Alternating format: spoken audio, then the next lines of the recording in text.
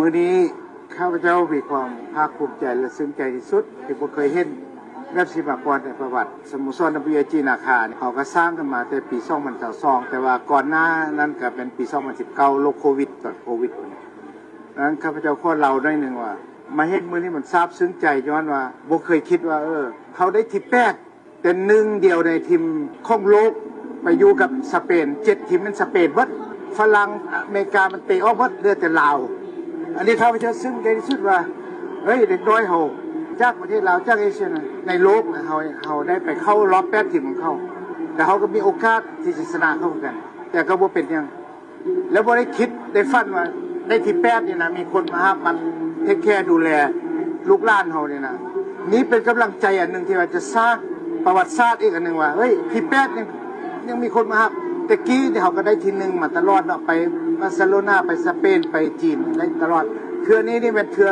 ประวัติศาสตร์มหรมื้อนี้มันซึ้งใหญ่สุดบ่อยากเว้าจนน้ำตาออกข้าพเจ้าได้เฮ็ดได้ทุ่มเทกับลูกหลานอยู่ประเทศลาวนี่นะบ่เป็นแต่รุ่นอยู่11นี้รุ่นอยู่12ก็ได้แชมป์รุ่นอยู่10ก็ได้แชมป์รุ่นอยู่13ได้แชมป์โลกอีกแต่เทื่อนี้มันหนักกว่ารุ่นอยู่13ได้แชมป์โลกดังนั้นก็ขอให้พ่อแม่ผู้ปกครองลูกหลานเชื่อมั่นข้าพเจ้าเฮ็ดมาได้สับนี่ละ3ปีซ้อนละแล้วเขาอยากสร้างเด็กน้อยพวกนี้นะไปให้ทีมชาติไปให้ทีมบ้านเฮานี่เป็นทีมชาติน้องวิลเกตกับไทเกอร์เป็นยังบ่ได้กลับเขาเจ้าเอาไปคัดเลือกอันนี้เขาบอกว่าสโมสรใหญ่ซะว่าเขาเอาว่าไปคัดสโมสรดำเนี่ยดำนะกันที่ว่าบ้านเฮานะเบียร์ลาวนะดำนี่ก็คือเบียร์สเปนใหญ่ที่สุดเอาไปคัดกล้าประกาศเลยว่าติดแล้ว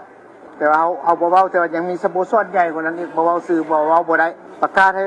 โลกขับฮู้รถว่าลาวเขาบ่ธรรมดาประเทศน้อยๆก็เก่งได้คือกันเมื่อลาวบ่เก่งไปจีนเขาก็ได้แชมป์ป้องกันแชมป์ไปควอลิฟายเขาก็ได้เป็นแชมป์ดังนั้นเนี่ยจงจื้อไว้ว่ายังอีกอันนึงเนี่ย2010 U13 นี่นะที่จะไปป้องกันแชมป์เนี่ยขอให้เตรียมตัวไว้มีอีกขอให้ติดตามต่อนี่มันเดือนหน้าเดือน6วันที่15วันที่15นี่ติดตามด้วยว่ายังมีพวกรุ่นน้องU10น้อยกว่านี้สิไปป้องกันแชมป์ไปปกป้องแชมป์อยู่สเปนคือกันเขาเอิ้นเมืองกาตาโลเนียอยากฝากไว้ว่าตัวนี้แหละจะเป็นศักดิ์ศรีของลาวเนี่ยเป็นงานใหญ่ที่สุดของประเทศสเปนอันดับ1ของประเทศสเปนเฮาจะไปนั้นวันที่10ถึงวันที่15กับและมันลุ้นแชมป์ส่วนแชมป์ที่ได้แชมป์ไปนี่พวกนี้แหละสิไปเอาชื่อเสียงมาแทนพวกอายเขาไปบ่ได้เมื่อกี้นี่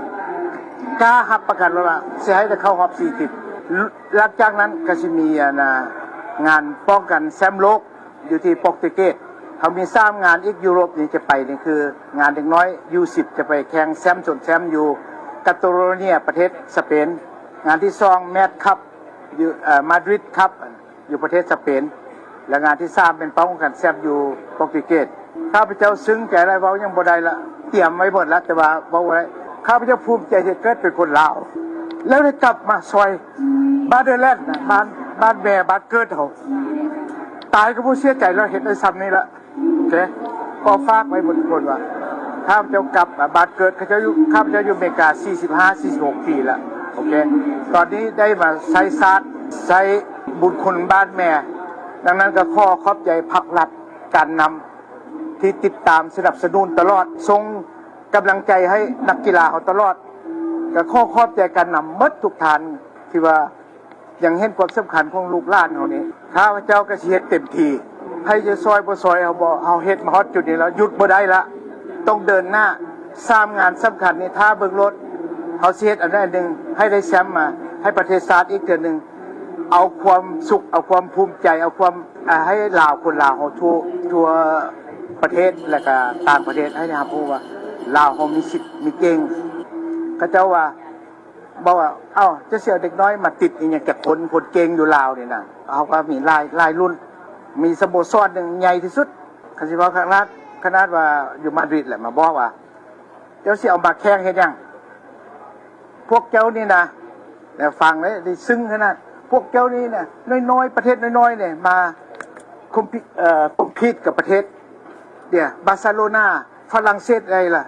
เจ้าสิยุบทีมเฮ็ดหยังเจ้าสิเอาคน1คน2คนมาให้เขาเฮ็ดหยังสร้างต่อแม่ลาวเนี่ย อันนี้ข้าพเจ้าก็เลยคิดว่าโอเคถึงว่าเด็กน้อยเขาสิติดเขาสิเอาไปอาจจะเปลี่ยนใจแล้วข้าพเจ้าจะเอาเด็กน้อยนี้อยู่ต่อสู้สร้างทีมลาวสร้างประเทศลาวให้เขาฮู้อีกต่อไปเขาบ่ได้แซมอย่างต่อไปมันต้องได้แซมสุดท้ายก็บ่มีหยังว่าข้อขอบใจกองสมกองเสียที่สนับสนุนสำคัญก็คือการนำภาครัฐเพิ่นเอาใจใส่